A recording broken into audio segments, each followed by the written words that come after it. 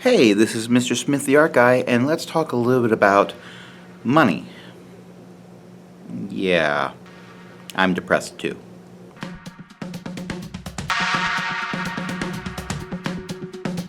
Okay, but in all seriousness, this camera here, bid price for it, about $4,000. This was purchased by my school about 7 years ago.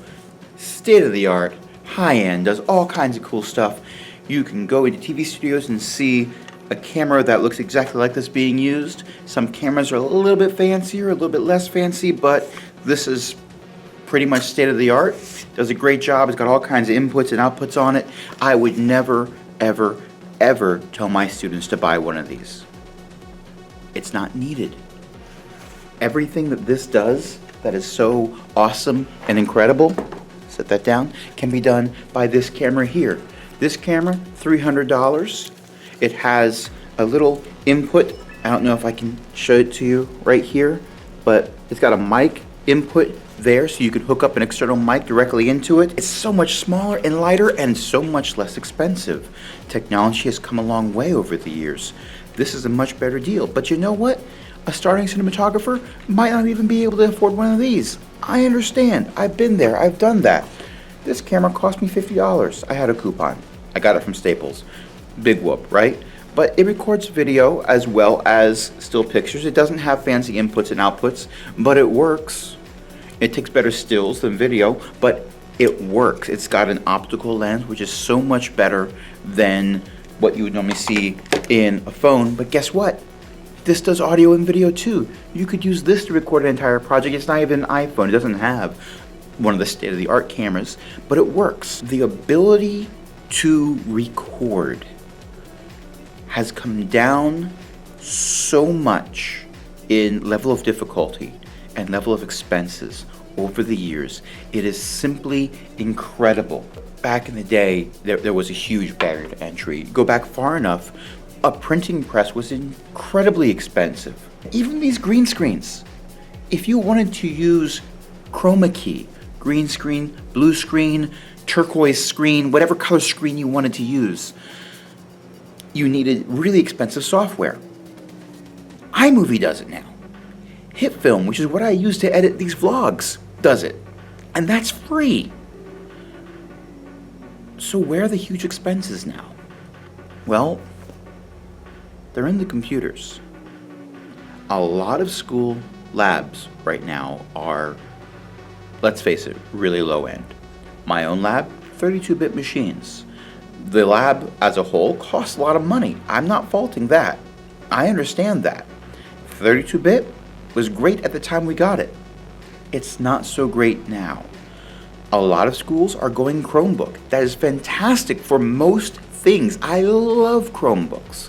They're great for typing, for surfing the web, for making slide projects, for 90% of what I have my students do. Chromebooks are fantastic, and I'd love to have a set instead of these computers, and that would be great. Up until we start editing video and audio. And as soon as we do that, we're out of luck, because let's face it, there are some websites out there that let you edit things. Even YouTube has a built-in editor. They all suck. I hate to say it, but they do. So that's where we run into a problem, because you can't really go to most principals or administrators and say, hey, I'd like $30,000 for a new computer lab. They don't have that kind of cash. So there's that. What's the possible solution? Well, there's a few. My personal favorite is BYOT, bring your own technology. Having students bring their own laptops in. A parent doesn't have to pay for a laptop for every child, but if they get one for their own child, that's one that can be used for every class the kid is in. That can be used for recreational purposes as well. It can be used for projects on their own time that are interesting to them. And oh, by the way, it can be used for things like video editing and audio editing and all that wonderful stuff that is so fun to do and makes them content creators, not just content consumers. Now, there are parents and families that are, let's say, not the haves or the have-nots. schools will still need to allocate a budget for those families. And some schools will need to allocate a lot of money in their budgets for those families to provide for them. I'm not saying this is a solution without any additional problems. It's not. But there are ways to manage it. And in order for this to happen, people need to start talking about it more, or it's never going to happen. My computer lab, the computers are 3 years old. That's getting kind of old for machines that do what we want to do with them, which is video editing. If we were just surfing the web and using Google Drive, they're still fine. They're good for a few more years yet.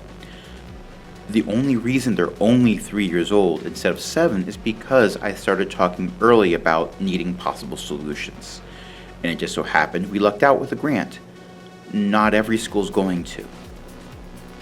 So that's something to think about. If you're watching this video, either you're one of my students and you found my channel, or you are also interested in technology, the arts, education, that kind of stuff.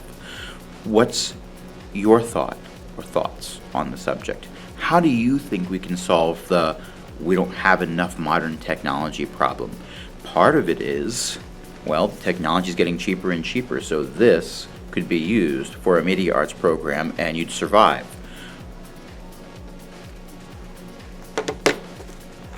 But we still need these. How do we get around that? Leave an answer in the comments below. Alright, until next time, have fun.